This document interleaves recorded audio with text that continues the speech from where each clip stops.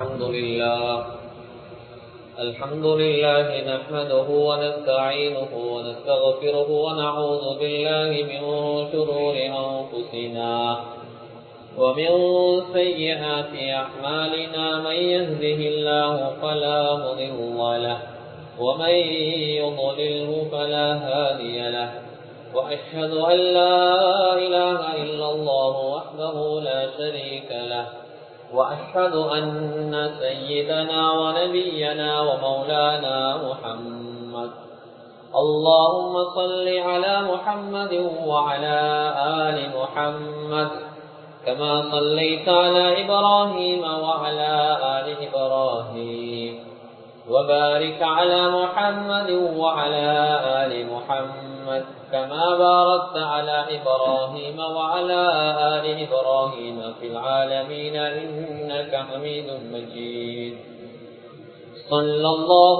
عليه وآله وأزواجه وذرياته وأصحابه وأهل بيته أجمعين وأوصيكم عباد الله وإياي أولا بتقوى الله فإن التقوى رأس الأمور أما بعد فقد قال الله تبارك وتعالى في كلامه الكريم أعوذ بالله من الشيطان الرجيم بسم الله الرحمن الرحيم وننزل من القرآن ما هو شفاء ورحمة للمؤمنين ولا يزيد الظالمين إلا خسارا صدق الله العظيم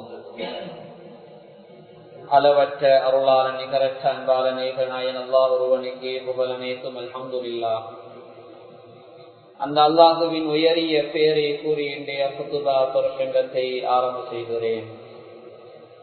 ஸலாத்தும் ஸலாமும் என் உயிரில மேலான கண்மணி நாயகம் முஹம்மது முஸ்தபா ஸல்லல்லாஹு அலைஹி வஸல்லம் அன்னவர் மீதும் அன்னாரின் அடிச்சுவடுகளை அணுவளவும் பிசகாது தமது வாழ்விலே பின்பற்றி வெற்றிகளை கண்ட அருமை சஹாபாக்கள், தாபிஊன்கள், தபஉ தாபிஈன்கள், முஸ்லிமான முஃமினான ஆண்கள் பெண்கள் யாவர் மீதும் அல்லாஹ்வுடைய சாந்தியும் சமாதானமும் என்றென்றும் உண்டாவதாக. எல்லோர் நாள் இவ்வுலகம் அழிந்ததுக்கு பின்னால் மேலான ஜன்னத்துல் ஃபிர்தௌஸ் சுவர்க்கம் கூலியாக கிடைக்கட்டுமாக என்று துஆ செய்கிறேன். அல்லாஹ் கபூல் செய்வானா.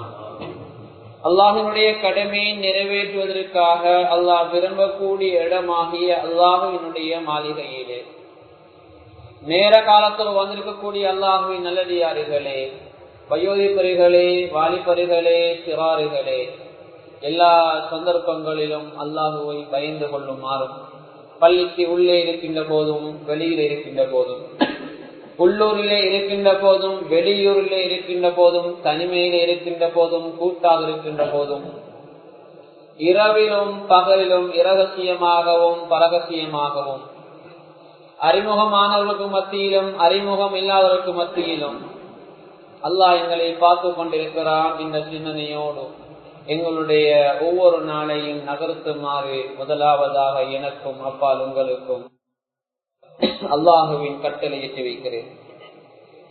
எனவே எல்லா சந்தர்ப்பங்களிலும் எங்களுடைய சக்திக்கு உட்பட்டவாறு அந்த அல்லாஹுவை பயந்து வாழ்ந்து கொள்ளுமாறு அடியில் எனக்கும் அப்பால் உங்களுக்கும் வசியத்து செய்து போகிறேன். அன்பான அல்லாஹுவின் நல்லடியார்களே, பேரன்பு மிக்க சகோதரிகளே, வாலிபர்களே, வயோதிபர்களே, அல்லாஹு சுப்ஹானஹு வ தஆலா எங்களை பரிசுத்தப்படுத்துவதற்காக பல கட்டங்களை அல்லாஹ் எங்களுக்கு தருகிறான். காலங்களிலே சில காலங்களை சிறந்த காலங்களாக அல்லாஹ் தருகிறான். நாட்களிலே சில நாட்களை சிறந்த நாட்களாக அல்லாஹ் தருகிறான். பருவங்களிலே சில பருவங்களை அல்லாஹ் சிறந்த பருவமாக தருகிறான்.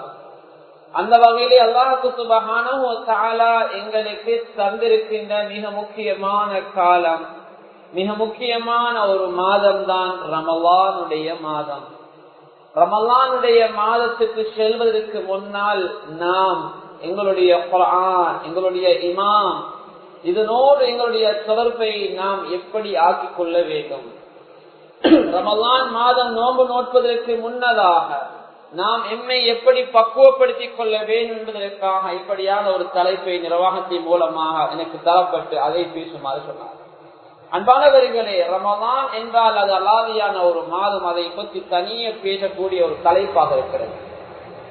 ரமலானிலே எங்களுடைய ஆன்மீக ரீதியாக எங்களுடைய வீட்டை, எங்களுடைய கடையை, எங்களுடைய தெருவை, எங்களுடைய முழு ஊரையும் இஸ்லாமியமயப்படுத்தப்பட்ட ஊராக, குர்ஆன் ஓதுகின்ற ஊராக, எங்கும் இஃப்தார் செய்கின்ற இடங்களாக, அன்பானவர்களே, ஹிஸ்புகள் நடக்கின்ற இடமாக, மார்க்கத்தை கற்றுக் கொடுக்கின்ற இடமாக, சமூக சேவையிலே முன்னின்று செய்யக்கூடிய பணிகள், இன்னும் ஏராளமான நல்ல காரியங்களை ஆரம்பமாக அந்த காரியங்களில் செய்து நல்ல முடிவை பெறுகின்ற மாதமாக அந்த மாதம் இருக்கிறது. அது மாத்திரமல்ல, என்னையும் உங்களை நாளைய கியாமத்துடைய நாளையிலே சுவர்க்கத்திலே இட்டுச் செல்லக்கூடிய நேர் வழிகாட்டியாக இருக்கின்ற இந்த உலகத்திலே இமாம் எங்களுடைய குர்ஆன் அது அருளப்பட்ட ஒரு மாதம் ரமலானுடைய மாதம் தான்.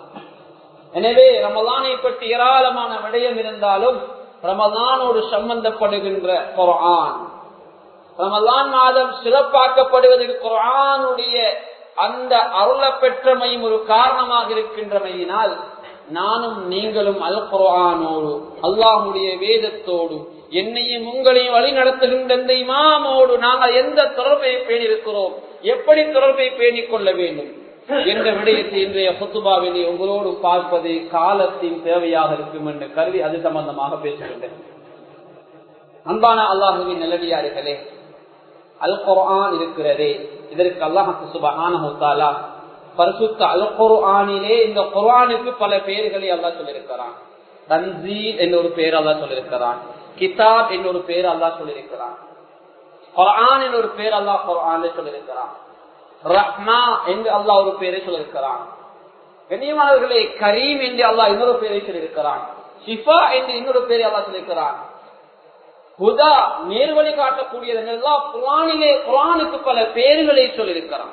கண்ணியமான அல்லாஹுவின் நல்லடியார்களே, சுமார் 20க்கு மேற்பட்ட பெயர்களை அல்லாஹ் குர்ஆனிலே குர்ஆனுக்குரிய பெயராக அல்லாஹ் சொல்லியிருக்கிறான். குர்ஆனோடு சம்பந்தப்படுகின்ற எல்லா விடயங்களையும் அல்லாஹ் கைரானதாக சிறந்ததாக அல்லாஹ் இருக்கிறான். அன்பானவர்களே, கொஞ்சம் யோசித்து பாருங்கள். குர்ஆனோடு யார் யாரெல்லாம் சம்பந்தப்படுகின்றார்களோ அத்தனை மக்களையும் அல்லாஹ் சிறந்தவர்களாக ஆக்கியிருக்கிறான். எங்கள் தலைவர் பெருமானார் ஸல்லல்லாஹு அலைஹி வஸல்லம் அவர்களுக்கு அல்லாஹ் குர்ஆனை கொடுத்தான். காலத்துக்கு காலம் அல்லாஹ் நபிமார்களை, ரசூல்மார்களை இந்த பூவுலகத்துக்கு அனுப்பி வழிகேட்டிலே இருக்கக்கூடிய மக்களை நேரான வழிக்கு கொண்டு வருவதற்காக தூப்புகளையும் வேதங்களையும் காலத்துக்கு ஏற்றால் போல் நபிமார்களுக்கு அல்லாஹ் கொடுத்து அனுப்பினான். அந்த வரிசையில் இறுதியாக வந்த எங்கள் தலைவர், எங்கள் உயிரினும் மேலான கண்மணி நாயகம் ஸல்லல்லாஹு அலைஹி வஸல்லம் அவர்களுக்கு அல்லாஹ் குர்ஆனை கொடுத்தான். அன்பானவர்களே, ஸல்லல்லாஹு அலைஹி வஸல்லம் அவர் குர்ஆனை சுமந்து கொண்டதால் நபிமார்களின் தலைவராக ஆனார்கள். குர்ஆனால் அல்லாஹ் கொடுத்த சிறப்பு. அது மாத்திரமல்ல, அந்த குர்ஆனை எந்த வானவர் சுமந்து கொண்டு வந்து ஸல்லல்லாஹு அலைஹி வஸல்லம் அவர்கள் கொடுத்தாரோ அவர் ஜிப்ரீல் அலைஹிஸ்ஸலாத்து வஸ்ஸலாம் நஸல பிஹிர் ரூஹுல் அமீன், நம்பிக்கையான வானவர் ரூஹுல் அமீன் அவர் ஜிப்ரீல் அலைஹிஸ்ஸலாம் அவர்கள் தான் குர்ஆனை கொண்டு வந்து கொடுத்தார் என்ற செய்தி அல்லாஹ் பரிசுத்த அல் குர்ஆனில் சொல்கிறார். எனவே ஹஜ்ரத் ஜிப்ரீல் அலைஹிஸ்ஸலாத்து வஸ்ஸலாம் அன்னவர்கள் வானவர்களின் தலைவராக ஆனார்கள் குர்ஆனை சுமந்து வந்ததால். அது மாத்திரமல்ல, அன்பான அல்லாஹ்வின் நல்லடியார்களே, குர்ஆனை எந்த உம்மத் சுமந்து கொண்டதோ நானும் நீங்களும் குர்ஆனை சுமந்து கொண்ட உம்மத். ஹஜ்ரத் பெருமானார் ஸல்லல்லாஹு அலைஹி வஸல்லம் கொடுக்கப்பட்ட வேதத்தை வழிகாட்டியாக, நேர்வழியாக, எங்களுடைய எல்லா துறைகளின் முன்மாதிரியாக பின்பற்றுகின்ற அந்த குர்ஆனை சுமந்திருக்கின்ற நானும் நீங்களும், குர்ஆனை இமாமாக ஏற்றிருக்கின்ற நானும் நீங்களும் எல்லா உம்மத்தையும் விட சிறந்த உம்மத்தாக அல்லாஹ் இந்த உம்மத்தை கபூல் செய்திருக்கிறார். சுப்ஹானல்லாஹ். அது மாத்திரமல்ல, இந்த குர்ஆன் எந்த மாதத்தில் அல்லாஹ் அருளினானோ, ஷஹ்ரு ரமலான் அல்லதி உன்ஸில ஃபீஹில் குர்ஆன் ஹுதல் லின்னாஸி வ பையினாத்தின் மினல் ஹுதா வல் ஃபுர்கான். பரிசுத்த அல் குர்ஆன்ல சொல்கிறான், ரமலான் மாதம் எத்தகைய மாதம் தெரியுமா? அல்லாஹ்வுடைய அருளாகிய அந்த குர்ஆன் உங்களுக்கு இறக்கப்பட்ட மாதம். எனவே அந்த மாதம் மாதங்களிலே சிறந்த மாதமாக, சைத்தான்களுக்கு கூட அந்த ஊசலாட்டத்தை கெடுதி ஏற்படுத்த முடியாத மாதமாக அல்லாஹ் அந்த ரமலானுடைய மாதத்தை அல்லாஹ் ஆக்கியிருக்கிறான். அன்பானவர்களே, மாதங்களில் சிறந்த மாதமாக அல்லாஹ் ரமலானுடைய மாதத்தை தந்திருக்கிறான். ஒரு சுன்னத்துக்கு ஒரு பருவொழிய நன்மை, ஒரு பருவுக்கு 70 பருவொழிய நன்மை. யாருக்கு நோம்பு பிடிப்பதற்குரிய ஏற்பாடு பண்ணுகிறாரோ அன்பானவர்களே, அவரும் நோம்பு பிடிப்பதற்குரிய நன்மை அடைந்து கொண்டார். யார் ஒரு மனிதன் நோம்பு திறப்பதற்குரிய இஃப்தாருடைய ஏற்பாடு பண்ணுகிறாரோ அன்பானவர்களே, நோம்பு பிடித்தவருடைய கூலிய போல அந்த ஏற்பாடு பண்ணியவருக்கும் அல்லாஹ் கொடுக்கிறான் ஸல்லல்லாஹு அலைஹி சொன்னார்கள். அன்பானவர்கள், அப்படியான சிறப்புகள் நிறைந்த சைத்தானுடைய ஊசலாட்டம் எல்லாம் அப்படியே நிறுத்தப்பட்டு சைத்தானை விலங்கிடப்பட்டிருக்கின்ற அந்த காலம், சுவர்க்கம் அலங்கரிக்கப்பட்டிருக்கின்ற காலம், அதுதான் ரமலானுடைய மிக முக்கியமான மாதம். அதுதான் மாதங்களிலே சிறந்த மாதம், குர்ஆன் அருளப்பட்டதாகும். அன்பான அல்லாஹ்வின் நல்லடியார்களே, அதை விட மிக பெரிய ஒரு அற்புதம் அந்த மாதத்திலே குர்ஆன் இறங்கியது. அதிலும் ஒரு இரவிலே மிக முக்கியமாக குர்ஆன் இறங்கியது. லைலத்துல் கத்ர் என்று சொல்லுவோம், கத்ருடைய இரவு. அதையும் அல்லாஹ் சூரா, ஒரு கத்ர் என்ற ஒரு சூறாவே அல்லாஹ் இறக்கியிருக்கிறான். லைலத்துல் கத்ரி கைரும் மின் அல்ஃபி ஷஹ்ர். அல்லாஹ் சொல்லுகிறான், லைலத்துல் கத்ர் இருக்குதே, கத்ருடைய இரவு இருக்குதே, அது 1000 மாதங்களை விட சிறந்த இரவு. அன்பானவர்களே, அது குர்ஆன் இறக்கப்பட்டதால் அந்த நாள்ல இபாதத் செய்யக்கூடிய பாக்கியம் கிடைத்து விட்டால் 83 வருடங்கள் இபாதத் செய்த கூலி அல்லாஹ் தருகிறான்.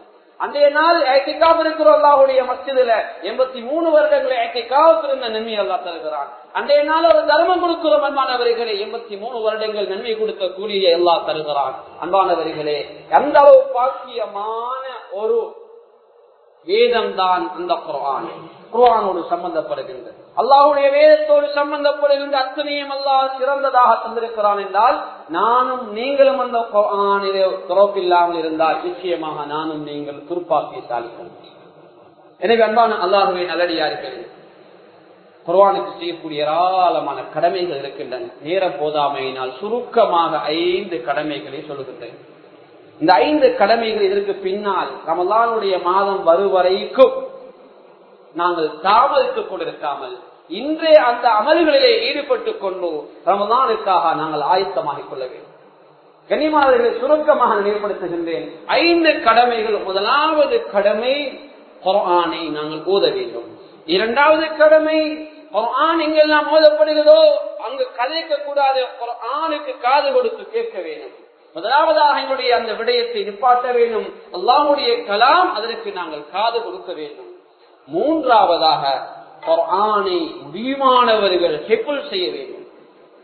கஷ்டமானவர்கள் சிறிய சிறிய சூறா இருக்குது, முக்கியமான சூறாக்கள் இருக்கின்றன, இவைகளை நாங்கள் மனனம் செய்ய வேண்டும். நாலாவது குர்ஆனுக்கு செய்யக்கூடிய கடமை என்பானவர்களே, இந்த குர்ஆனை வாழ்க்கையிலே நடைமுறைப்படுத்துவதோடு குர்ஆனுடைய கருத்துக்களை வழங்க வேண்டும். நானும் நீங்களும் இன்று 10 வருடங்களாக, 20 வருடங்களாக, 50 வருடங்களாக குர்ஆன் ஓதுகின்றோம். பாசை தெரியாத, கருத்து தெரியாத ஒரு மொழியாக நானும் நீங்கள் ஓதுகின்றோம் என்றால் குர்ஆன் நிச்சயமாக இடத்திலே மாற்றத்தை கொண்டு வராத மாணவர்களே. அதற்கு குர்ஆன் ஓதுகின்ற போது அழுகிறார், எங்களுக்கும் அழுகை வருகிறது. அவர் அழுகிறார் என்பதற்காக, அவரோடு செய்த பரிதாபத்துக்காக அழுகிறோம். குர்ஆனை எதிர்த்து நானும் நீங்களும் ஓதுகின்ற போது நாங்கள் தானாக கண்ணீர் வடித்திருக்கிறோமா? அன்பான அல்லாஹ்வின் நல்லடியார்களே, குர்ஆன் நிறைய வரலாறுகளை பேசியிருக்கிறது. எனவே நாலாவது கடமையை நான் சொன்னேன்.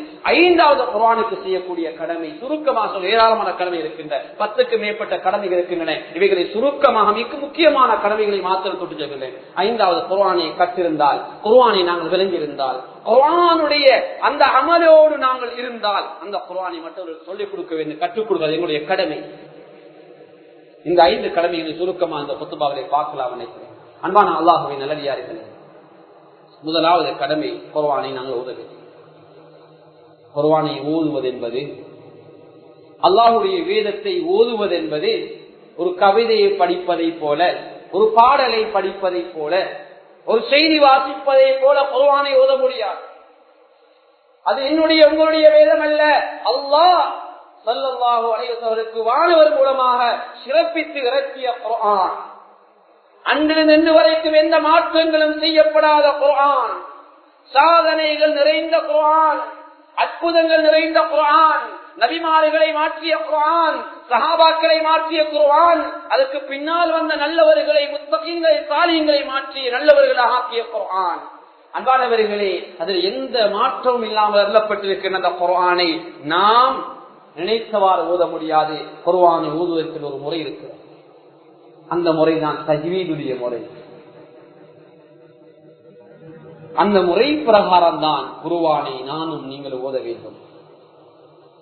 6666 ஆயத்துக்கள் மாற்றம் கிடையாது.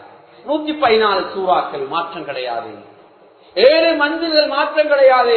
30 ஜுசுகள் மாற்றம் கிடையாது. அன்பானவர்களே, மக்கியா மதனியா 2 நகரங்களை தான் அல்லாஹ் குர்ஆனை இறக்கினான், மக்கா அல்லது மதீனா. அன்பானவர்களே, இப்படித்தான் குர்ஆனுக்குரிய சிறப்பை அல்லாஹ் தந்திருக்கிறான். அன்பான அல்லாஹ்வின் நல்லடியார்களே, ஒவ்வொரு குர்ஆனுடைய ஆயத்துக்களும் ஒவ்வொரு சூறாக்களும் எங்க இறங்குச்சு, எந்த கட்டத்தில் அல்லாஹ் நபி ஸல்லல்லாஹு அலைஹி வஸல்லம் இறக்கி வைத்தான், எந்த வானவர் அந்த குர்ஆனுடைய வசனங்களை கொண்டு வந்தார். அன்பான அல்லாஹ்வின் நல்லடியார்களே, எல்லா வரலாறுகளும் அப்படியே இஸ்லாத்திலே பதியப்பட்டது. எனவே முதலாவது குர்ஆனை நான் ஓத வேண்டும். குர்ஆனை அழகாக ஓத வேண்டும். ஒவ்வொரு சூறாக்களுக்கும் அல்லாஹ் தனித்தனி சிறப்புகளை வைத்திருக்கிறான். ஒவ்வொரு ஆயத்துகளுக்கும் அல்லாஹ் தனித்தனி சிறப்புகளை வைத்திருக்கிறான். குல் சூரத்துக்கு இது தனியான சிறப்பு. யாருக்கு ஜின் ஷைத்தான் இந்த உலகத்தில் உள்ள விஷஜந்துக்களுடைய தீங்குகள் ஏற்படாமல் இருக்க வேண்டும் என்ற ஆசை இருக்கிறதோ, குல் சூறாக்களை ஓதிவிட்டு பயணம் போங்கள், ஓதிவிட்டு தூங்குங்கள், ஓதிவிட்டு உங்களுடைய விடயங்களை செய்யுங்கள். நிச்சயமாக அல்லாஹ் குல் சூறாக்கள் இந்த உலகத்திலே யார் யாரால் தீங்கு ஏற்படுத்த முடியுமோ அந்த நிச்சயமாக அந்த தீங்குகளால் எந்த தீங்கையும் செய்ய முடியாத அளவுக்கு அல்லாஹ் குல் சூறாக்களுக்கு பாதுகாப்பை தந்திருக்கிறான். குல் அஊது பிரப்பில் ஃபலக், குல் அஊது பிரப்பின் நாஸ். அன்பானவர்கள், அது மாத்திரமல்ல, சூரத்துல் பக்ராவிலே வரக்கூடிய கடைசி 2 ஆயத்துக்கள் ஆமனர் ரசூலு பிமா உன்சில இலைஹி என்று சொல்லக்கூடிய அந்த குர்ஆனுடைய ஆயத்துக்கள். கனிமானவர்களே, இந்த 2 ஆயத்துக்களை யார் ஓதிட்டு தூங்குறாங்களோ விடிய வரைக்கும் அந்த ஆயத்து போதும் அவரை பாதுகாப்பதற்காக. சுப்ஹானல்லாஹ், எவ்வளவு பெரிய ஹதீஸ், எவ்வளவு பெரிய பாதுகாப்பு. அவ்வளவு பெரிய பாதுகாப்பை வைத்துவிட்டு நாங்கள் என்னென்னமோ செய்து கொண்டிருக்கிறோம். அன்பானவர்களே, குர்ஆனின் மீது நம்பிக்கை வர வேண்டும். இந்த குர்ஆன் நிச்சயமாக சஹாபாக்களை மாற்றிருக்கிறது. நரகத்துக்கு செல்வதற்காக நரகத்துடைய விளிம்பிலே இருந்த சஹாபாக்களை நரகில் இருந்து பாதுகாத்திருக்கிறது குர்ஆன் என்றால் என்னையும் உங்களை ஏன் பாதுகாக்க முடியாது? அன்பானவர்களே, சஹாபாக்கள் இருக்கின்ற போதுதான் குர்ஆன் மெல்ல மெல்ல அருளப்பட்டது. ஆனால் எங்களுக்கு அருளப்பட்ட குர்ஆன் தான் எங்களுக்கு இருக்கிறது. அதை பார்த்து விளங்கி அமல் செய்வதுதான் எங்களுடைய பொறுப்பாக இருக்கிறது. எனவே முதலாவது குர்ஆனுக்கு செய்யக்கூடிய கடமை குர்ஆனை ஓதுவது. அதே போல சூரத்துல் முல்க் யார் ஓதுறாங்களோ கண்ணியமானவர்கள், அவருடைய வாழ்க்கையில அல்லாஹு தஆலா மிகப்பெரிய பரக்கத்தை ஏற்படுத்துவான். அது மாத்திரம் இந்த மௌத்துக்கு பின் அல்லாஹ்வை சந்திக்கக்கூடிய பாக்கியத்தை அல்லாஹ் அவசரமாக ஏற்படுத்தி விடுவான். அல்லாஹ்வை சந்திக்கலாம். அதே போன்று சூரத்துல் பக்ரா எந்த வீட்டுல ஓதப்படுகிறதோ அங்க ஷைத்தானுக்கு எந்த வேலையும் கிடையாது. ஷைத்தான் விரண்டோடுகிறான். மாணவர்களே, இன்னும் சில ஹதீசுகளே ஷைத்தான் காத்து விட்ட நிலைமையிலே அந்த ஷைத்தான் விரண்டோடுவதாக ஹதீசுகளே பதிவு செய்யப்பட்டிருக்கிறது. நம்முடைய வீடு இஸ்லாமியமயப்படுத்தப்பட்ட வீடாக அல்லாஹுடைய அருளும் அல்லாஹுடைய பரக்கத்தும் நிம்மதியான அமைதியை தேடுகின்ற நல்ல சூழலாக இருக்க வேண்டும் என்றால் ஒவ்வொரு வீட்டிலும் சூரா பக்ரா ஓதுவோம். நிச்சயமாக ஷைத்தான் அந்த வீட்டுக்குள் இருக்க மாட்டான். அன்பான அல்லாஹுவின் நல்லடியார்களே, அதே போன்று சூரா வாக்கியா யாரெல்லாம் ஓதி இருக்கிறார்களோ, கஷ்டம் கடன் தேடுகிறோம், மிச்சமில்லை, லொஸ்டாகிறோம், சூரா வாக்கியா ஓதுங்கள். தொழில் ஸ்தாபனங்களை ஓதுங்கள், வீட்டிலே ஓதுங்கள். நிச்சயமாக அல்லாஹ் உங்களை வறுமையை கொண்டு சோதிக்க மாட்டான். சூரத்துல் ரஹ்மான் ஓதுங்கள். நிச்சயமாக அல்லாஹ் உங்களுக்கு இரக்கத்தை போடுவான். மௌத்தானத்துக்கு பின்னால் அல்லாஹ் உங்களை கபூல், அல்லாஹ்வுடைய இரக்கம் உங்களுக்கு கிடைக்கும். காரியங்கள் இலகுவாக வேண்டுமா, சூரா யாசினை ஓதுங்கள் மாணவர்களே. இப்படி ஒவ்வொரு சூறாக்களுக்கும் அல்லாஹ் தனித்தனி சிறப்புகளை கொடுப்பதாக ஸல்லல்லாஹு அலைஹி வஸல்லம் சொல்லித் தந்திருக்கிறார்கள். அது மாத்திரமல்ல, யாரெல்லாம் 6666 ஆயத்துகளையும் நல்ல முறை பிரகாரம் தஜ்வீத் முறை பிரகாரம் ஓதுகிறாரோ, ஓதுகின்ற போது அல்லாஹ் சுப்ஹானஹு வ தஆலா 6666 ஆயத்திற்கு என்னென்ன சிறப்புகளை கொடுப்பதாக வாதா பண்ணியிருக்கிறானோ அந்த எல்லா சிறப்புக்குரிய மனிதராக இந்த மனிதர் மாறிவிடுகிறார். சுப்ஹானல்லாஹ், நல்ல முறையில் ஓதும். இன்னைக்கு நாங்க எப்படி குர்ஆன் ஓதுறது? எங்களுக்கே நாங்க ஓதுற குர்ஆன் இல்லைங்க. இன்னத்துல என்ன போதா, இன்னத்துல பக்கத்துல கொஞ்சம் குர்ஆனை கேட்கலுமா? அன்பான அல்லாஹ்வின் நல்லடியார்களே, குர்ஆன் அது அழகான துணையிலே ஓதப்பட வேண்டும். எந்த அளவு இஸ்லாத்தின் எதிரிகள் அன்று அபூ ஜஹலாக இருக்கலாம், அபூ லஹபாக இருக்கலாம், ஏனைய எதிரிகளாக இருக்கலாம். குர்ஆனை கேட்கக்கூடாது, யார் என்ற வார்த்தையை கேட்கக்கூடாது, இதை கேட்டால் நம்முடைய மனம் மாறிவிடும் என்று சொல்லி எல்லோரும் பேசிக் கொள்வார்கள். தனித்தனியாக எல்லோரும் காதிலே பஞ்சை அடைத்து விட்டு செல்வார்கள். ஆனால் குர்ஆனுடைய சிறியதொரு சத்தம் அந்த காதை துளைத்து விட்டு உள்ளே வந்து விட்டால் அவர்களால் இருக்க முடியாது. பஞ்சு நன்னை அப்படியே எடுத்து விட்டு குர்ஆனை கேட்பார்கள். முதலாவது பஞ்சியை கொஞ்சம் வெளியே எடுக்காமல் அப்படியே தூக்குவார்கள். அதற்கு அடுத்ததாக இன்னும் கொஞ்சம் கேட்க வேண்டிய ஒரு பஞ்சை எடுப்பார்கள், அடுத்த பஞ்சை எடுத்து விடுவார்கள். காதை அடைத்து விட்டு போகின்றவர்கள் கூட இஸ்லாத்தின் எதிரிகள் குர்ஆனை கேட்கின்ற நிலைமை அல்லாஹ் ஏற்படுத்தினான். எனவே அன்பானவர்களே, குர்ஆனுக்கு செய்யக்கூடிய முதல் கடமை குர்ஆனை நாம் ஓதுவோம். நிச்சயமாக அது மாற்றத்தை ஏற்படுத்தும். நல்ல முறையில் குர்ஆனை ஓதினா நிச்சயமாக அது நாளைய கியாமத்துடைய நாளை எங்களுக்காக மன்றாடும். ஸல்லல்லாஹு அலைஹி சொன்னார்கள், ஒரு மனிதனை சுவர்க்கத்திலே சேர்க்கும் வரைக்கும் குர்ஆன் மன்றாடும். இந்த உலகத்திலேயும் எங்களோடு இருக்கிற குர்ஆன் மறுமையில் எங்களோடு இருக்கு. ஒவ்வொரு சூறாக்களும் அல்லாஹ்விடத்திலே மன்றாடும். ஒவ்வொரு சூறாக்களும் அல்லாஹ்விடத்திலே எங்களுக்காக பரிந்து பேசும். நாளைய மறுமையினால் எங்களுடைய பிள்ளை, எங்களுடைய குழந்தைகள், எங்களுடைய உற்றார் உறவினர் எல்லோரும் கைவிட்டு விட்டு போகின்ற நாள் எங்களுடைய கலாமிகளுக்கு வழிகாட்டி குர்ஆன் நாளைய கியாமத்துடைய நாளையில எங்களை நரகிலே இருந்து பாதுகாக்க போதுமான இயலாக இருக்கிறது. எனவே அன்பானவர்களே, முதலாவது கடமை குர்ஆனை அதிகமாக ஓதுவோம். குர்ஆன் ஓதுவதற்கு இலகுவான ஒரு முறை இருக்கிறது. 600 பக்கங்கள் கொண்ட குர்ஆன். ஒரு ஹிஃபுல் குர்ஆன் எடுத்தால் சுமார் 600 பக்கங்களை கொண்டது. இந்த குர்ஆனை இலகுவான முறையில் ஓதலாம். அன்பானவர்களே, ஒரு நாளைக்கு நாங்கள் 5 நேரங்கள் தொழுகிறோம். பரவான 5 நேரங்கள் தொழுகின்ற அந்த நேரத்திலே ஒரு தொழுகைக்கு முன்னால் 20, அதாவது ஒரு தொழுகையுடைய நேரத்திற்கு 20 பக்கங்கள் நாங்கள் ஓதினால் சுமாராக 5 நேரத்துக்கும் கண்ணியமானவர்களை இலகுவாக எங்களுக்கு என்ன செய்யலாம்? 10 பக்கங்களை ஓதி வைக்கலாம். அப்படி கணக்கு பார்க்க வேண்டும். மாதத்தில் ஒரு குர்ஆனை இலகுவாக முடித்து விடலாம். 2 குர்ஆனை முடிக்கக்கூடிய எண்ணமுள்ளவர்கள் ஒரு நாளைக்கு சுமாராக கண்ணியமானவர்களே கொஞ்சம் இன்னும் அதை விட இன்னொரு மடங்கு கூட்டி ஓதினால் 2 குர்ஆனை மாதத்திலே முடிக்கலாம். எனவே குர்ஆன் ஓதுகின்ற வீடுகளாக எங்களுடைய வீடுகளை நாங்கள் ஆக்கிக்கொள்வோம். இரண்டாவதாக குர்ஆனுக்கு செய்யக்கூடிய கடமை, அல்லாஹுடைய கலாம் இதற்கு செய்யக்கூடிய கடமை, எங்கெல்லாம் அது ஓதப்படுகிறதோ அதை நாங்கள் காது கொடுத்து கேட்க வேண்டும். எங்களை விட வயதுல குறைந்த எங்களுடைய பிள்ளையாக இருக்கலாம், பிள்ளை குர்ஆன் ஓதட்டும், நான் 7 வேலை செய்வேன், நான் கலைத்துக் கொண்டிருப்பேன் என்கிறார். கண்ணியமானவர்களே, அது எங்களுடைய குர்ஆனுக்கு செய்கின்ற துரோகம், சின்ன பிள்ளைகளுக்கு செய்கின்ற துரோகம் அல்ல. அது அல்லாஹுடைய கலாம், அல்லாஹுடைய பேச்சுக்கு செய்கின்ற துரோகம். இன்றைக்கு சிறார்கள் வீட்டுகளிலே குர்ஆன் ஓதிக்கொண்டிருக்கிறார்கள். தந்தை அல்லது தகப்பன் அல்லது குடும்ப உறவினர் என்ன செய்கிறார்கள்? அந்த குழந்தைக்கு பக்கத்தில் இருந்து அந்த பிள்ளையுடைய சத்தத்தை விட அதிகமாக சத்தம் போட்டு கதைத்துக் கொண்டிருக்கிறார். போனினூடாக, வேறு வழியினூடாக, அல்லது டெலிவிஷன் அல்லது ரேடியோக்களை திறந்து கொண்டு அந்த குர்ஆனுடைய அந்த அழகான குரலுக்கு மாற்றம் செய்யும் முகமாக சத்தத்தை கூட்டிக் கொண்டிருக்கிறான். பாலவர்களே, சில பிள்ளைகள் சொல்லக்கூடிய செய்தி என்ன தெரியுமா? எனக்கு பாடமாக்கி இயலாத வீட்டுல வாப்பா உம்மா கதைக்கிற சத்தம். இன்னும் சில பிள்ளைகள் சொல்லுவார்கள், எனக்கு பாடமாக்கலா வீட்டுல டிவி போட்டு. அன்பானவர்கள், நானும் செய்ய வழியில் அதுல போயிட்டு கொஞ்சம் பார்க்கிறதுன்னு சொல்லி சில பிள்ளைகள் சொல்லுவார்கள். அன்பானவர்களே, இன்னும் சில பிள்ளைகள் சொல்லுவார்கள், எனக்கு இரவுல குர்ஆன் ஓத நேரம் இல்லை, என்னுடைய தாயின் தகப்பனும் மகிழ்வானால் இருட்டானால் தந்தை ஏற்றிக்கொண்டு என்னை ஏற்றிக்கொண்டு எங்கேயாவது போய்விடுவார்கள் சொந்தக்காரர்களை தேடி. கண்ணியமானவர்களே, இப்படி எத்தனையோ பிள்ளைகள் தன்னுடைய தாயின் தகப்பனையும் தன்னுடைய அதாவது உஸ்தாதருக்கு சொல்லிக் கொடுக்கின்ற எத்தனையோ நிலை ஏற்பட்டது. நாளைய நாள் அல்லது அடுத்த நாள் அந்த பெற்றாரை சந்தித்து இந்த முஅல்லிம் கேட்பார், நீங்க பயணம் போனீங்களாம் குர்ஆன் ஓதி அவங்களோட பிள்ளை சொல்லிச்சு நண்பனே.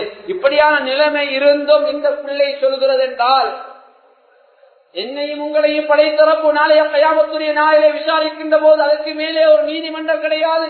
இந்த பிள்ளைகள் நாளைய மறுமையினால் இந்த பெற்றோர்களை மாற்றிக் கொடுக்காதவர்களை நிச்சயமாக மாற்றிக் கொடுத்து விடும். உண்மையிலே ஒரு விபதம் இருக்கிறது, எனக்கு கண்டிப்பார், எனக்கு ஏசுவார் என்று தெரிந்தும் என்னுடைய மாநிலம் என்னுடைய ஆப்பாவிடத்திலே கேட்டால் இது பெரிதாக விளங்கும், எனக்கு என்னுடைய தந்தை என்னுடைய தகப்பன் என்னை தகப்பனோ தாயோ என்னை கண்டிப்பார்கள் என்று விளங்கியும் அந்த பிள்ளை முறைப்பாடை செய்கிறது என்றால் மாணவர்களே, அல்லாஹ்விடத்திலே முறைப்பாடு செய்தால் யாரிடத்திலே சொல்ல முடியும்? எனவே எங்களுடைய குழந்தைகள் எங்களுக்கு எதிரியாக மாற்றுவது அது எங்களுடைய வீட்டு சூழலை பொறுத்து, வீட்டு சூழலை நல்லதாக இருக்கிறது. இரண்டாவது, இந்த குர்ஆனுக்கு செய்யக்கூடிய கடமை, சிறு பிள்ளைகள் குர்ஆனை ஓதினால் கேளுங்கள். ஸல்லல்லாஹு அலைஹி வஸல்லம் அவர்கள் அபூ மூஸா அல்-அஷ்அரி ரலியல்லாஹு தஆலா அன்ஹு, அதே போன்று அப்துல்லாஹ் இப்னு மஸ்ஊத் ரலியல்லாஹு தஆலா அன்ஹு அவர்கள் ஓதக்கூடிய அந்த குர்ஆன்களை அழகா காதால் கேட்பார்கள். ஒரு முறையே அப்துல்லாஹ் இப்னு மஸ்ஊத் ரலியல்லாஹு தஆலா அவர்கள் குர்ஆன் ஓதுகின்ற அவர்களை பார்த்து ஸல்லல்லாஹு அலைஹி சொல்கிறார்கள், நீங்கள் குர்ஆன் ஓதுங்கள், நான் கேட்க போகிறேன். ஸல்லல்லாஹு அலைஹி வஸல்லம் அவர்களை பார்த்து அந்த சஹாபி சொல்றார், குர்ஆன் அருளப்பட்டது உங்களுக்கு, நீங்க ஓத நாங்க கேட்கணும், அதுக்கு மாற்றமாக நாங்க ஓத நீங்க கேட்க சொல்றீங்களே. இல்ல, குர்ஆனை கேட்கணும், நான் ஓதுங்கன்னு ஸல்லல்லாஹு அலைஹி வஸல்லம் அவர்கள் குர்ஆனை இன்னொரு சஹாபியுடைய வாயால் ஓத ஸல்லல்லாஹு பக்கத்திலிருந்து கேட்டிருக்கிறார். அன்பானவர்களே, எனவே நாம் அந்த குர்ஆனை கேட்கின்ற பழக்கத்தை உருவாக்கிக் கொள்வோம். மூன்றாவது குர்ஆனுக்கு செய்யக்கூடிய கடமை, அதாவது புரியமான சூறாக்களை எப்படி செய்ய வேண்டும். யாருடைய உள்ளத்துல குர்ஆன்ல கொஞ்சமேலும் இல்லையோ அது பாலடைந்த வீட்டுக்கு சமன் என்று ஸல்லல்லாஹு சொன்னார். ஸல்லல்லாஹு அலைஹி வஸல்லம் காலத்துகள்ல குர்ஆன் மஹராக கொடுக்கப்பட்டது. ஒரு சஹாபி வருகிறார் ஸல்லல்லாஹு அலைஹி வஸல்லம் முன்னால், நாயகமே திருமணம் முடிக்க அனுமதி கேட்கிறார். ஸல்லல்லாஹு அலைஹி சொன்னார்கள், உன்னிடத்துல ஏதாவது மகர் கொடுக்க இருக்கிறதா? இல்லை நாயகர் என்று சொன்னார். ஸல்லல்லாஹு அலைஹி சொன்னார்கள், போய் ஏதாவது கொண்டு வா, திருமணம் முடித்து தருகிறேன். அவர் அங்கும் இங்கும் அலைந்து சென்றார், ஒன்றுமே கிடைக்கவில்லை. ஸல்லல்லாஹு அலைஹி வஸல்லம் சபைக்கு ஓடி வருகிறார், நாயகமே ஏதாவது தேடினேன் பெண்ணுக்கு கொடுப்பதற்காக மகராக, ஒன்றுமே கிடைக்கல நாயகமே என்று மீண்டும் வந்தார். ஸல்லல்லாஹு அலைஹி வஸல்லம் சொன்னார்கள், இரும்பாலான ஒரு மோதிரமாவது கொண்டு வா, வெள்ளி மோதிரம் தங்க மோதிரம் பிறகு இரும்பாலான ஒரு மோதிரமாவது செஞ்சு கொண்டு வான்னு சொல்லி அந்த மாப்புல அதற்குரிய அந்த மாப்புல அவருடைய கிரேடு இருக்கணும், அவருக்கு ஒரு உழைக்கின்ற அந்த தன்மை எப்படி தொடர்ந்திருக்கா ஸல்லல்லாஹு அலைஹி வஸல்லம் அவர்கள் அந்த திறமையை அவருக்குள்ள ஏற்படுத்தினார்கள். அங்கும் இங்கும் போனார், இரும்பாலான மோதிரம் கூட கிடைக்குது. ஸல்லல்லாஹு அலைஹி வஸல்லம் சபைக்கு வருகிறார். ஸல்லல்லாஹு அலைஹி வஸல்லம் அவர்கள் இறுதியிலே கேட்டார்கள், குர்ஆனிலே ஏதாவது உடைய உள்ளத்தில் இருக்கிறதா என்று. ஆம் நாயகமே, குர்ஆனை நான் பாடமாக்கியிருக்கிறேன். ஸல்லல்லாஹு சொன்னார்கள், பாடமாக்கின குர்ஆனை நீ கட்டக்கூடிய, நீ திருமணம் முடிக்கக்கூடிய, கரம் படிக்கக்கூடிய அந்த மனைவிக்கு சொல்லிக் கொடுத்து இதை மகராக ஆக்கி திருமணம் முடித்துக் கொள்ள ஹலாலா நம்முடைய வாழ்க்கையை ஆரம்பித்து ஸல்லல்லாஹு அலைஹி வஸல்லம் அவர்கள் அந்த வாழ்க்கையை ஆரம்பித்து வைத்தார்கள். புகாரில் பதிவு செய்யப்பட்ட சம்பவம். அன்பானவர்களே, இன்று நானும் நீங்கள் நினைக்கிறோம், தோட்ட துறவு இருந்து விட்டால், தொழில் துறவு இருந்து விட்டால், மகாதான லட்சக்கணக்கிலே ஆயிரக்கணக்கான அந்த வருமானங்கள் வந்து விட்டால் தான் வருமானம், அதுதான் செல்வம் என்று நினைக்கிறோம். குர்ஆனை சுமந்த உலமாக்கள், குர்ஆனை சுமந்த அந்த அறிஞர்கள், ஹாஃபில்கள் நிச்சயமாக அல்லாஹ்வுடைய பாதையிலே அவர்கள் செல்வந்தர்கள் என்பதை நானும் நீங்களும் மறந்துவிடக் கூடாது. எனவே எப்போதும் அந்த குர்ஆனோடு நாங்கள் தொடர்பை ஏற்படுத்திக் கொள்வோம். அன்பானவர்களே, அது மாத்திரமல்ல, இந்த குர்ஆனுடைய கருத்துக்களை மரணம் செய்வது மாத்திரமல்ல, கருத்துக்களை வழங்க வேண்டும். ஒரு நாளைக்கு நாங்க சூரா ஃபாத்திஹா 17 தடவைகள் ஓதுகிறோம். 17 தடவைகள் பரவான தொழுகையில சூரத்துல் ஃபாத்திஹா 17 தடவைகள் ஓதுகிறோம். 7 ஆயத்துக்கு நீட்டி மீட்டி ஓதுகிறோம். 17 தடவைகள் ஓதுகின்ற சூரா ஃபாத்திஹாவுடைய கருத்து எங்களை எத்தனை பேருக்கு தெரியும்? அன்னில் இன்று வரைக்கும் குர்ஆன் ஓதுகிறோம். என்ன மாற்றம்? வேற ஆட்கள் மதத்தை நினைவுபடுத்துற மாதிரி ஒரு மொழி காது கேட்கும், நாங்க சொல்லுவோம் அது சொல்றாங்க இது சொல்றாங்கன்னு சொல்லுவோம். அவர்களே, அதை கேட்பதை போலதான் எங்களுடைய வாழ்க்கையில் சென்றிருக்கிறது என்றால் நானும் நீங்களும் அல்லாஹ்வுடைய குர்ஆனோடு எந்த அளவு தொடர்பு இருக்கிறோம். எனவே சூரா ஃபாத்திஹா என்பது மிக முக்கியமான ஒரு சூரா. ஃபாத்திஹா சூரா இருக்குதே, அது மிகப்பெரிய ஒரு ஷிஃபா. ஸல்லல்லாஹு அலைஹி சொன்னார்கள், எல்லா நோய்களுக்கு நிவாரணி அல்லாஹ் சூரா ஃபாத்திஹா வைத்திருக்கிறார். சூரா ஃபாத்திஹா ஓதி வரக்கூடிய மக்களுடைய வாழ்க்கையில் அல்லாஹ் நோயை கொடுக்க மாட்டான். பரிசுத்த அல் குர்ஆன் அல்லாஹ் சொல்கிறான், வனுனஸ்ஸிலு மினல் குர்ஆனி மா ஹுவ ஷிஃபாஉ வ ரஹ்மத்துல் லில் முஃமினீன் வலா யஸீதுல் ஸாலிமீன இல்லா கஸாரா. நிச்சயமாக இந்த குர்ஆனை நாம் இறக்கினோம். குர்ஆன்ல அல்லாஹ் ஷிஃபா வைத்திருப்பதாக சொல்கிறான், ரஹ்மத்தை அருளை வைத்திருப்பதாக அல்லாஹ் சொல்கிறான். கண்ணியமானவர்களே, வெளியிலே உள்ள நோய்களுக்கு வைத்தியம் பண்ணலாம், சதுமலா இருமலா உடம்புக்கு வருத்தமா ஆன்மீக ரீதியாக, அல்லது உள்ளத்துக்கு ஒரு நோய் என்றால் அல்லாஹ் வைத்தியம் செய்கிறான் குர்ஆன் மூலமா. குர்ஆன் ஓதுங்கள், மனநோய் இருக்காது. குர்ஆன் ஓதுங்கள், டென்ஷன் இருக்காது. குர்ஆன் ஓதுங்கள், அழகான முறையில் அல்லாஹ் உங்களுக்கு தூக்கத்தை தருவான், நிம்மதியை தருவான். நிம்மதியை பறிக்க மாட்டான். இந்த உலகத்தை அதிகமாக தலையை வைத்தால் நிச்சயமாக நிம்மதி பறிக்கப்படும். அல்லாஹ்வோடு தொடர்பு ஏற்படுத்த, அல்லாஹ்வோடு பேசினால், அல்லாஹ்வுடைய புத்திமதிகளுடைய காதுக்கு விழுந்தால், அல்லாஹ்வை நாங்கள் எப்போது நினைவுபடுத்தி அல்லாஹ்வுடைய வார்த்தைகளை சொல்லிக் கொண்டிருந்தால் நிச்சயம் அதுதான் மிகப்பெரிய ஆறுதல், அதுதான் மிகப்பெரிய ஷிஃபா என்ற விடயத்தையும் அல்லாஹ் பரிசுத்த அல் குர்ஆனில் சொல்லி காட்டுகிறார். அன்பானவர்களே, குர்ஆன் மிகப்பெரிய ஒரு சாதனை. குர்ஆனை யாருக்கும் மாற்ற முடியாது. குர்ஆனை பற்றி நிறைய பேர் ஆராய்ச்சி பண்ணியிருக்கிறார்கள். அதை சொல்வது வேறொரு தலைப்பு. டாக்டர் கீட்டமு பெண்களுடைய வயிற்றிலே குர்ஆன், அதான் பெண்களுடைய வயிற்றிலே கரு வளர்ச்சி சம்பந்தமா பெரிய ஒரு ஆராய்ச்சி பண்ணினார். ஆனால் மிச்சம் கஷ்டப்பட்ட அந்த ஆராய்ச்சிக்குரிய முடிவை தேடிக்கொள்ளாமல் அங்கு நீங்கள் சுற்றினார். இறுதியிலே ஒரு முஸ்லீம் சகோதரை சந்திக்கின்ற போது அவர் சொன்னார், எங்களுடைய குர்ஆனிலே அந்த கரு வளர்ச்சி அளவு சம்பந்தமாக கட்ட கட்டமாக அந்த தாயுடைய வயிற்றுக்குள்ளே அந்த கரு வளர்கின்ற சம்பந்தமாக அல்லாஹ் சூரத்து மோமினிலே சொல்லியிருக்கிறார். எனவே இந்த சூறாவை நீங்கள் படியுங்கள் சொல்லுங்க போது அந்த சூறாவை அவர் படிக்கிறார். அவருடைய ஆய்வுக்கு முடிவு கிடைக்கிறது. அவர் சொல்கிறார், எங்குமே கிடைக்காத ஆய்வுக்கு முடிவை, என்னுடைய அறிவுக்கு தேவையான விடயங்களை நான் குர்ஆனிலே இருந்து பெற்றுக்கொண்டேன் என்று இந்த குர்ஆனை அவர் வாழ்த்துகிறார். கண்ணியமானவர்களே, டாக்டர் கேஸ்மல் கைரோ பல்கலைக்கழகத்துடைய மிகப்பெரிய ஒரு விரிவுரையாளர். அவர் சொல்கிறார், எத்தனையோ பிரதிகளை பார்த்திருக்கிறேன். முதலாம் பிரதியிலே மாற்றம், இரண்டாம் பிரதியிலே மாற்றம், பிழை திருத்தம் என்ற ஒரு பகுதி எல்லா வெளியீடுகளும் இருக்கிறது. முதலாம் பதிப்பு, இரண்டாம் பதிப்பு, மூன்றாம் பதிப்பு. முதலாம் பதிப்புக்கும் மூன்றாம் பதிப்புக்கு இடையிலே நிறைய மாற்றம் இருக்கிறது. முதலாம் பதிப்பை கொடுத்தா இது இருக்க வேண்டாம், இதில் சில பிழை இருக்கிறது. மூணாம் பதிப்பில் நாங்கள் திருப்தி எழுதியிருக்கிறோம் என்று சொல்வார்கள். ஆனால் குர்ஆன் எத்தனை பதிப்பு வந்தாலும் அந்த குர்ஆனிலே மாற்றம் கிடையாது. மாணவர்களே, அதைத்தான் சொல்கிறார், எத்தனை நூல்களை பார்த்திருக்கிறேன், அதிலே முதலாம் பதிப்பு, இரண்டாம் பதிப்பு பல மாற்றங்களை பார்த்திருக்கிறேன். குர்ஆனில் எந்த மாற்றம் இல்லை என்பதாக டாக்டர் கேஸ்மல் குர்ஆனை பற்றி சொல்கிறார்.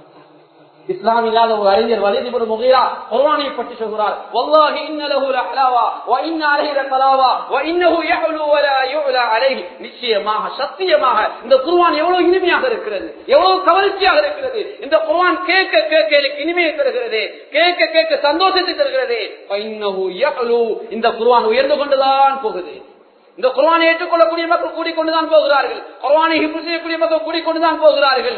குர்ஆன் தாழ்ந்தது கிடையாது என்பதாக வலீத் இப்னு முகீரா குர்ஆனை பற்றி சொல்கிறார். அன்பானவர்களே, எனவே குர்ஆனுக்கு செய்யக்கூடிய கடமைகளை நாம் நல்ல முறையில் செய்ய வேண்டும். அடுத்ததாக குர்ஆனுக்கு செய்யக்கூடிய கடமை, குர்ஆனை கற்றிருந்தால், குர்ஆனை விளங்கியிருந்தால் அதை மற்றொரு சொல்லிக் கொடுக்க வேண்டும். ஸல்லல்லாஹு அலைஹி வஸல்லம் சொன்னார்கள், புகாரிலே பதிவு செய்யப்பட்ட ஹதீஸ், உஸ்மான் ரலியல்லாஹு தஆலா அன்ஹு அறிவிக்கிறார்கள், கைருக்கும் மன் தஅல்லம அல்-குர்ஆன வ அல்லம. உங்களில் சிறந்தவர் யார் தெரியுமா? குர்ஆனை தானும் கற்று அதனை பிறருக்கு கற்றுக் கொடுத்தவர். அன்பானவர்களே, குர்ஆனை உள்ளத்தில் வைத்துக் கொள்ளக்கூடாது, குர்ஆனை மட்டும் சொல்லிக் கொடுக்க வேண்டும். குர்ஆனை கற்று யாராவது குர்ஆனை பற்றி கேட்டு அதை சொல்லிக் கொடுக்காம இருந்தால் ஸல்லல்லாஹு அலைஹி சொன்னார்கள், நாளைய கியாமத்துடைய நாள் அவருக்கு தண்டனையாக கடிவாள வலியுறுத்தப்படும். எனவே நானும் நீங்களும் இந்த குர்ஆனை எங்களுக்குரிய குர்ஆனாக நினைத்துக் கொண்டிருந்தாலும் நிச்சயமா அந்த குர்ஆன் முழு உம்மத்துக்கு நேர்வழி காட்டுகிற அந்த குர்ஆன். அல்லாஹ் குர்ஆனை பரிசுத்த அல் குர்ஆனை சொல்கின்ற போது ஹுதல் லின்னாஸ், மனித சமுதாயத்துக்கு நேர்வழி காட்டி குர்ஆனை சொல்கிறான். முஸ்லிம்களுக்கு நேர்வழி வழிகாட்டி அல்லாஹ் குர்ஆனை பயன்படுத்தாமல் மனித சமுதாயத்துக்கு நேர்வழி காட்டி அல்லாஹ் குர்ஆனை பயன்படுத்தியிருக்கிறார். எனவே அன்பான அல்லாஹ்வின் நல்லடியார்களே, எங்கள் ஒவ்வொருவருக்கும் ஒரு மொபைல் இருக்கிறது, 2 மொபைல் இருக்கிறது. காணாத்துக்கு 3-4 சிம்களை நாங்கள் பாவிக்கின்றோம். ஆனால் எனக்கும் உங்களுக்கும் எத்தனை குர்ஆன் இருக்கிறது? வீட்டிலே ஒரு குர்ஆன் தான். தந்தை ஓதுவது அதைத்தான், தாய் ஓதுவது அதைத்தான், குழந்தை ஓதுவது அதைத்தான். அன்பானவர்கள், எங்களுக்கு ஒரு குர்ஆன் வேணும். தர்ஜமத்து குர்ஆன் எடுங்கள், அதனுடைய கருத்துக்களை வழங்குங்கள். நிச்சயமாக அந்த அல் குர்ஆன் அல்லாஹ்வுடைய வேதம் எங்களுடைய வாழ்க்கையை மாற்றத்தை கொண்டு வரும். எனவே சஹாபாக்களை குர்ஆன் மாற்றியதை போல, முன்னால் வாழ்ந்தவர்களை மாற்றியதை போல நாங்களும் எங்களுடைய குர்ஆனோடு நெருங்கிய தொடர்பை எடுத்துக் கொள்ள வேண்டும். முன்னால் வாழ்ந்தவர்கள் எங்க ஊர்களிலும் வாழ்ந்திருப்பார்கள். அவர் ஒவ்வொரு நாளும் ஒரு ஜுசு ஓதக்கூடிய வளமை இருக்கு. கிழமைக்கு சிலர் ஒரு குர்ஆன் முடித்து விடுவார்கள். இன்று வெட்கமாக இருக்கிறது, நோம்பும் வாதம் வாழ்ந்தால் கூட ஒரு குர்ஆன் முடிக்காத சமுதாயமாக நாங்கள் இருக்கிறோம் என்ற அன்பானவர்களே, எவ்வளவு பெரிய கைசேதம். என்னையும் உங்களை நல்ல முறையில் இந்த உலகத்திலே விட்டு சென்ற தாய் தாப்பனுக்கு செய்யக்கூடிய மிகப்பெரிய ஹதியா, குழந்தைகள் செய்யக்கூடிய துவா, குழந்தை செய்யக்கூடிய நல்ல மலர்பானவர்களே, இன்று நானும் நீங்களும் அதை செய்யாமல் வேற எங்கேயோ நிம்மதியை தேடினால் நிச்சயமா அது கிடைக்காது. எங்களுடைய தாய் தாப்பனுக்கு துவா செய்யாத பிள்ளைகள் நிச்சயமாக நாளை வறுமையினாலே அந்த பிள்ளைகளும் மௌத்தானத்துக்கு பின்னால் அவருடைய குழந்தைகளும் ஒரு காலம் துவா செய்வார். நன்றி கெட்டவர்கள் யார் தெரியுமா? கையேந்துகின்ற போதெல்லாம் தன்னுடைய பெற்றோரை ஞாபகம் இல்லாமல் மறந்து தாயின் தகப்பனுக்கு துவா கேட்காமல் கையேந்த துவாவை முடித்து விட்டால் நன்றி கட்ட பிள்ளைகளாகத்தான் நானும் நீங்கள் இருப்போம். கையேந்துகின்ற ஒவ்வொரு சந்தர்ப்பமும் 5 நேரமாக இருக்கட்டும், மேலதிகமான நேரங்களாக இருக்கட்டும், ஒவ்வொரு நாளும் எங்களுடைய பெற்றோரை யாரும் மறந்துவிடக் கூடாது. அன்பானவர்களே, குர்ஆன் ஓதுகின்ற போது அல்லாஹ் நிச்சயமா பெற்றோருடைய பெருமதிகளை தருவான். எனவே குர்ஆன் ஓதி ஓதி அதற்கு மாற்றம் செய்யாதீர்கள். குர்ஆனை ஓதுகிறோம், வாழ்க்கையை நடைமுறைப்படுத்த வேண்டும். குர்ஆன் என்பது வெறுமனே சாம்பராணி புகைப்பிடிப்பதற்காக அல்ல, வெறுமனே சுவர்களை தொங்கிடுவதற்காக அல்ல, அதனுடைய வாழ்க்கையிலே வெளிப்பட வேண்டும். அன்பானவர்களே, எனவே ஸல்லல்லாஹு அலைஹி வஸல்லம் குர்ஆனூடாக நிறைய விடயங்களை சொல்லித் தந்திருக்கிறார்கள். ஸல்லல்லாஹு அதிகமாக பிரார்த்திக்க, அல்லாஹும்ம ஜஅல் குர்ஆன ரபியா கல்வி, யா அல்லாஹ் என்னுடைய உள்ளத்துக்கு சந்தோஷத்தை, நிம்மதியை குர்ஆன் இருக்கா யா அல்லாஹ், கவலையை குர்ஆனை கொண்டு போக்கியா அல்லாஹ்.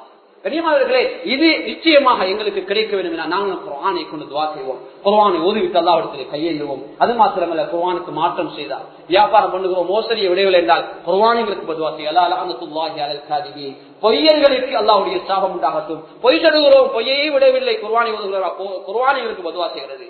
அலா லஅனத்துல்லாஹி அலல் ஸாலிமீன், அநியாயக்காரருக்கு அல்லாஹ்வுடைய சாபம் உண்டாகட்டும். கனிமார்களே, யாரெல்லாம் அநியாயம் செய்து மற்றவருக்கு அநியாயம் செய்து குர்ஆனை ஓதுகிறார்களோ இந்த குர்ஆன் அவருக்கு பத்வா செய்யும். எனவே அன்பானவர்களே, குர்ஆனுடைய பத்வாவுக்கு யாரும் ஆளாகாமல் எங்களை நாங்கள் பாதுகாத்துக் கொள்வோம். எனவே வல்லவன் அல்லாஹ் சுப்ஹானஹு வ தஆலா குர்ஆனோடு நெருங்கிய தொடர்பை ஏற்படுத்தி வருகின்ற ரமலானை குர்ஆன் ஓதுகின்ற ரமலானாக, அதிகம் குர்ஆன் ஓதிய ரமலானாக, நாளைய கியாமத்துடைய நாளையே எங்களுக்கு சிபாரிசை பெற்று தரக்கூடிய குர்ஆனாக, அந்த குர்ஆனை ஆக்கக்கூடிய மக்களாக யா அல்லாஹ் நீ எங்களை கபூல் செய்து கொள்வாயாக.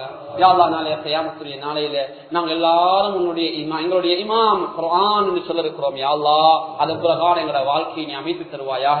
குர்ஆனுடைய கருத்துக்களை வழங்கக்கூடியவர்களாக எங்களை ஆக்கிடுவாயாக.